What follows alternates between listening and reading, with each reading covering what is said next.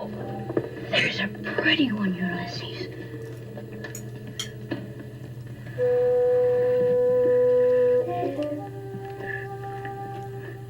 There it is. Hello, BookTube. I'm Shawn, the Book Maniac. Welcome back to my channel. I have a very special guest, a preeminent booktuber in her own right. This is my dear friend Lindy of Lindy's Magpie Reads. Hello, Lindy. Hello, Shawn. It's always good to talk to you. I feel honored to be graced with your presence, or to be presented with your grace. I'm not sure which. I'll have to decide by the end of this chat. We're here to talk about an absolutely fascinating novella or hybrid novella published earlier this year by a British writer, Douglas Bruton, and it is With or Without Angels. When I heard about this book, because it's a very ekphrastic narrative, I brought it to Lindy's attention, and we decided to do this pseudo buddy read where we haven't checked in while we were reading it, but we're now here today to share our impressions of it with each other for the very first time. So, did we decide who's going to give the synopsis, Lindy? I can talk about it. It's about an artist at the end of his life who, because of cancer treatments, is not able to use his hands the way he used to. And so now he's using photography, and he has a young photographer assist him with creating art by digital manipulation of these photographs. And he's working on a project, which is what we follow him through on this novel, this very short novel, that is inspired by a painting that he fell in love with when he was in his youth. He saw it in Venice. The artist is Gian Domenico Tiepolo. It was painted in the 18th century, and it was called Il Mondo Nuovo, the New World. And so he's creating this new series of photos based on that. And thinking about life and love and the meaning of what it is to be alive, to be human. Absolutely. And also mortality, yes. Very aptly synopsized, Lindy. There's one quote in there that he has from Leonardo da Vinci, that the one thing that, I'm paraphrasing, but it's, the one thing that we can be certain about is death. And the most uncertain thing is the hour of your death. That really permeates the story. Yeah. It does. And it's based on a true story. The Scottish artist Alan Smith, and much of what's in this novella, which I think the author refers to as a hybrid, kind of third-person autofiction, that way, is true, but a lot of it is a product of the author Douglas Bruton's imagination. And we're not going to spend any time in this chat teasing out what was true and what wasn't, but it is based on a true artistic project and collaboration, and lots of other stuff is added to the fiction narrative. So, Lindy, overall impression? I loved it. I loved the sensory experience of it, and the writing. There are so many passages that I flagged in this book. And like I said, it's just a skinny little thing. It's only, about 100 pages long.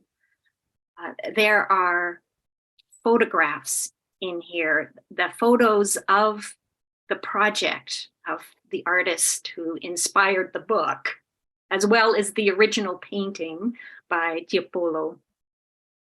And I spent a lot of time looking at those photographs because there's detail that he talks about, and there's even more things to see in it as in these images as well. And I just felt there was rich layers to it, and I read the chapters separately. I didn't read the book straight through. I would read a chapter and pause, do other things, and then read another chapter, because it's one to be savored. It's definitely a book that you don't want to rush through. Tell me about your experience with it. Yeah, I loved it too. It was a 5-star read for both of us, and I loved it. very deeply. It's not a Shawn book in the sense that I don't really know how to talk about it. So thank God you're here to lead this conversation. But I felt it was so rich. And to be honest, if I was just looking at the pictures, including the late 18th century picture that inspired this photographic collaboration, I think it would have left me a bit cold because I'm not as much of a visual person as you are. But adding the fictional detail and the narrative to it just made the whole thing. Well, that's ekphrasis, right? Ekphrasis is, well, I'm not going to mangle this. Lindy, what is ekphrasis? Put you on the spot. Ekphrasis is a creative work in response to another creative work. Yeah. So writing in response to another creative work. It could be art or dance or whatever. Yes, and then tell me if I'm right in tweaking what you just said. It's always a response to a work of art in a different medium. Like it's Probably. not a. Actually, I don't know. Because otherwise it would be literary criticism, right? Right. Right. So I think it's like it could be music about a work of art, could be a painting about a piece of music, but typically it's writing about art.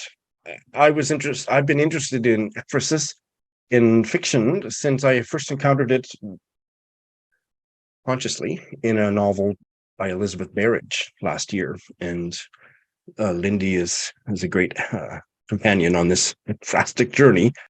But there was something about the narrative that was attached to it that just made it so deep in a way that I don't usually go so deep with art because I am not as visual of a person as many. One of the other things that I really loved about this was it was very gauzy and vague and slippery.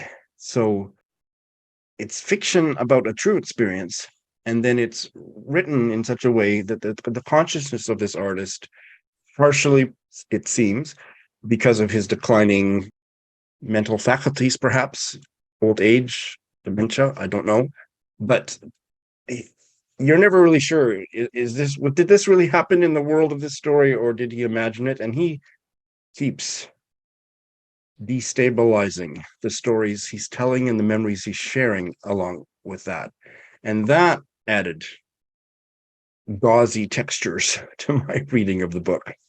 Yeah, it made it seem real. The gauziness made it seem real to me because you really get that sense of what happens to memories as you age. And there's even a section where he talks about, your body getting old that I could identify with. What it was to feel old, he thought, to feel the effort in each breath, the pull and swallow of air, the shortness, the stifling of a cough. There was a stiffness in his back and his legs, and a feeling of everything needing oiled. He straightened and stood tall, not as tall as he'd once stood, nor so straight.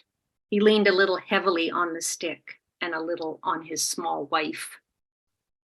And his wife is throughout the story as well, and his attachment of their long years together is really lovely. So yes, it is so tender. Yeah. Very tender. So let me take a stab at describing the Tiepolo painting. So it is in Venice, and here it is on the screen. I think I've already shown it to you by now, but here it is again. And the first thing to say about it and to notice about it that's so striking is that all these people, we're seeing them, their backs are to the artist, with a few exceptions where you see people in side profile, people from various walks of life, various classes, and they seem riveted to something going on out there that we can't see. And there's speculation about, and art historical speculation about what it is they're looking at, but the title is The New World. So you can make any number of metaphors about the connection between they're looking so intently at something we can't see, and it is the new world, and how it spoke to the artist Alan Smith in 2016 in the Brexit era is interesting to think about. when a work of art is created, it's of that time. So Of yeah, that time and speak across time, which is such a, I think that's a pretty generic preoccupation of artists, but certainly in this case, this artist, as he is represented in this novel, was preoccupied with that kind of resonance and dialogue. Let's talk about the first picture. We're not going to show all the pictures. There's 10 or 11 of them, and that would just, otherwise impossible to spoil the book. But Lindy and I agree, if we show you all the pictures, let's put the first one on the screen. And this comes about when this elderly British artist and his wife go to the museum in London. the tea water. Yeah. The Tate Modern. He's got his camera, and you can see his cane hanging on his arm. And he takes this picture, and it doesn't look like anything. That's his wife beside him. But it triggers something in him that eventually leads him to the memory of his encounter with that Venetian painting from 1791, The New World. And there's something about the physical stance of him and his wife that reminds him of characters in that painting, and then that gives birth to the entire project.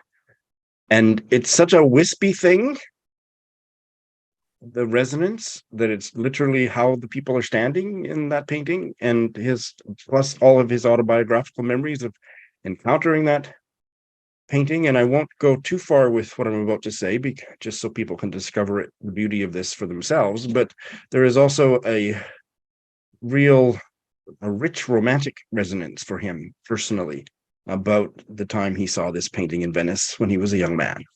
And it's written so beautifully and so evocatively that it actually does spark the rest of the story. Yeah, how he came to see that painting was so cool. He saw a little part of it and had to find out, where's the rest of the painting, and go and see it. So that made me wonder, what part of it did he see?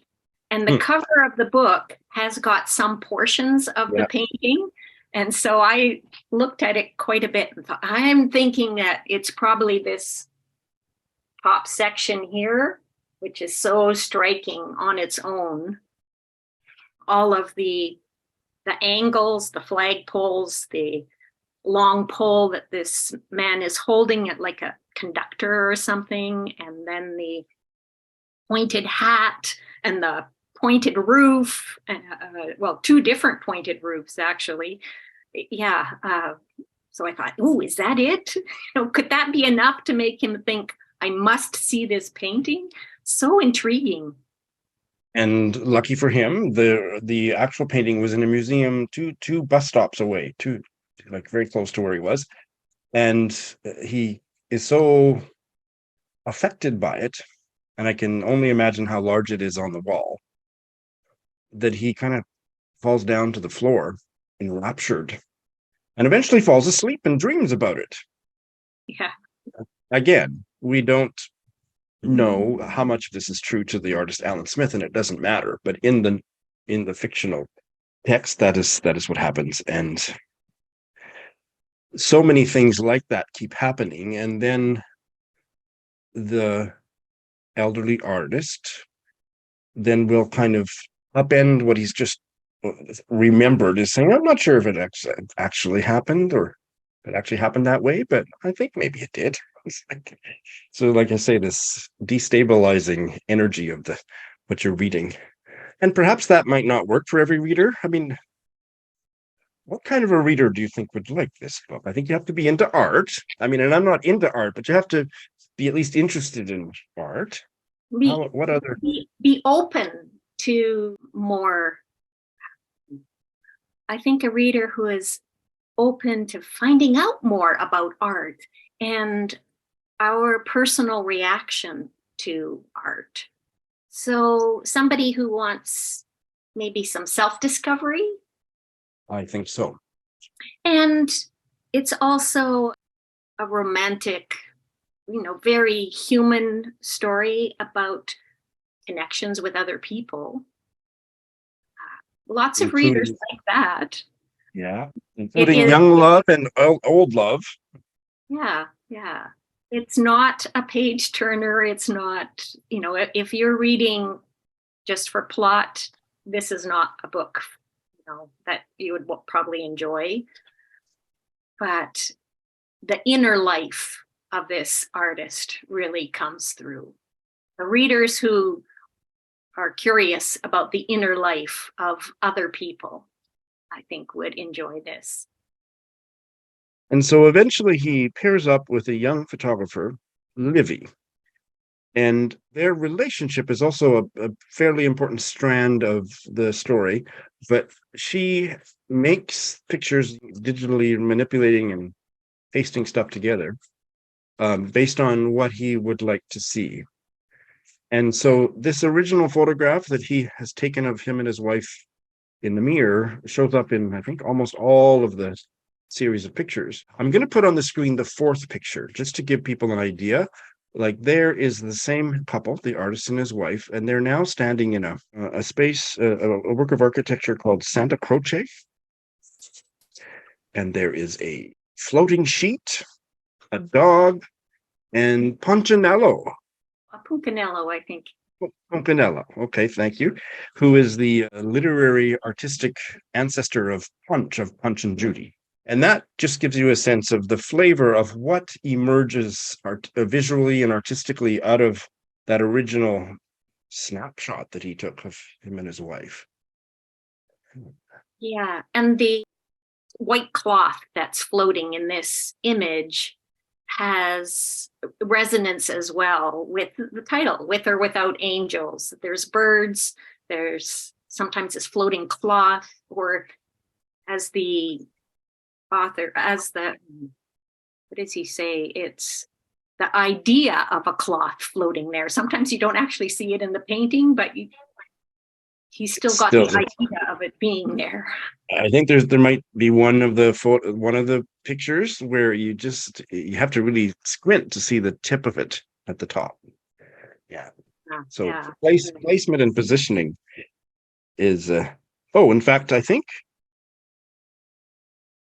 on page 46, not exactly an angel, he says in a whisper so small it has no sound at all, just the thought of an angel. There is that ambiguity. In a whisper so small it has no sound at all. So it wasn't actually uttered audibly, but we're reading it. I was wondering if what he had to say about fathers and sons had particular resonance for you, since you're a son. And yeah. Now, that's very interesting. Can you say more about that? Because I'm drawing a blank, other than that the artist Tiepolo is in the original New World painting with his father, who was a much more famous Tiepolo Senior, who was a much more famous painter than he ever became. There's one section in the book where he says fathers do not speak easy with their grown children. Oh, I do remember that. In the original fresco, there's the artist Tiepolo has pictured himself and also his father next to him. And Tiepolo is holding either a monocle or perhaps it's a handkerchief because he's crying. Tissue. Yes. By the end of it, and it's not a spoiler, but by the end of it, the elderly artist has decided or concluded that he's weeping, and so it's a cloth to. Yeah, and he says, what is it about fathers and sons? Why is talk between them so hard? Is it just that they belong in different worlds and so speak in different languages? So Yes, this that was a really new world. Yeah. That was a really powerful line. And I believe it emerges out of a context where the father artist's work and his kind of vision and more traditional art that the son, Tiapolo, was in a way countering, confronting those themes and that way of making art. This is what happens to me when I'm reading, is that I start thinking about like my brother and how did he get along with my dad? Yes, yes. And I won't talk too personally about that, but certainly it resonated with me for personal reasons. Absolutely, yeah. Talking about New World, there's this other passage too. This is in the chapter for the third picture, with the crowd turning its back to the viewer of the work. So the artist himself is not of that world, which is the world of the three-cornered hats and, men in breeches. He is of this world, which may be counted as the new world. And the people in the picture turn their backs to him and remain in their own world. Maybe that is what the picture is telling him. But even as he thinks that, he feels lost, like he does not really belong in the world he walks about in, that he belongs in a world that has already disappeared, a world of 3-channel TV and bakelite phones and cheese wrapped in waxed paper and fish and chips wrapped in yesterday's black bleeding newsprint. The new in New World is only relative. So, because I'm in my 60s, I'm thinking too about, what's new. Absolutely. Growing old is not for sissies, as they say. Yes. This is one of many passages that stood out for me. It begins with questions that, interviewers and so on have asked him over the years. Where do you get your ideas from? How would you define the work? What does it all mean? It's not that he fears the questions. He wants them to be asked. That's part of the point. It's the answers that he frets over. He has come to a time in his life where the answers are like Brighton's running pebbles under his feet. Questions are never wrong, but answers can be wrong in so many ways. That's what he thinks. He read something somewhere and he liked it, wrote it down with a sharp new quill, and writes it again and again in idle moments, on the backs of old train tickets, or folded into napkins, or on the long blank edge of 5-pound notes. He once wrote it on the door of a public toilet, and he does not know why he did that. It is in French, maybe something by Maurice Blanchot, or a translation from the Latin sayings of Publilius Cyrus. He forgets the context now. Toute question ne mérite pas de réponse. He trots it out whenever someone asks him a question he does not care to answer. Not every question deserves an answer. I love that. I love that too, and it's just right on the nose about that ambiguity and the absence of interpretation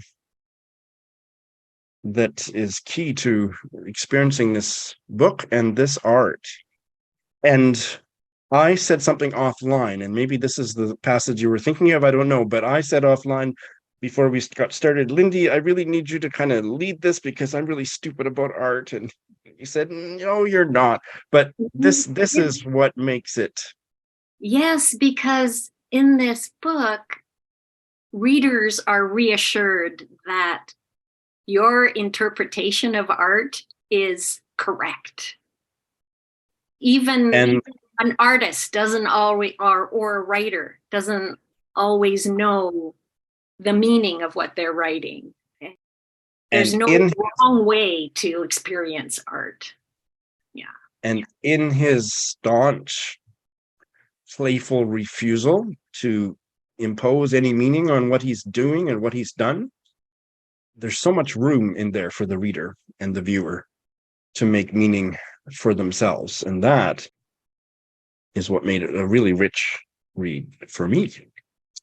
Yes. And at the same time, Douglas Bruton is also trying to show us the work behind how a piece of art is created, or a project in this case.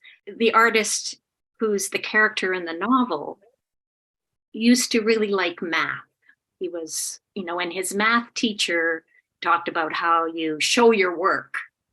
And this is in the novel here. It's a beautiful feature of the subject that all mathematical thought can be shown. There's a schema for that.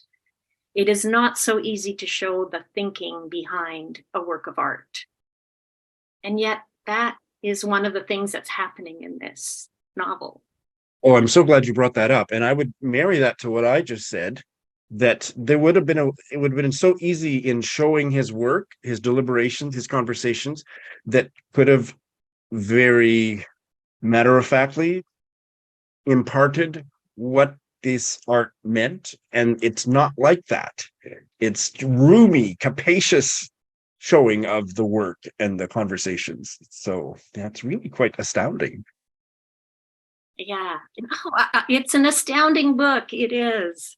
I always get more out of a book when I can talk about it with someone. So I really appreciate this conversation. So yeah, thank you. I thought of you as soon as I heard about it, and we both got excited about it. And here we have now read it. How did you hear about it? Just on Twitter, the blog entry I sent you. Somebody, either that person or somebody else, had tweeted it out, the link. And I just clicked on it and just scanned it and said, oh, this is very ekphrastic. Lindy needs to know about this. Yeah. So yeah. Thanks for watching.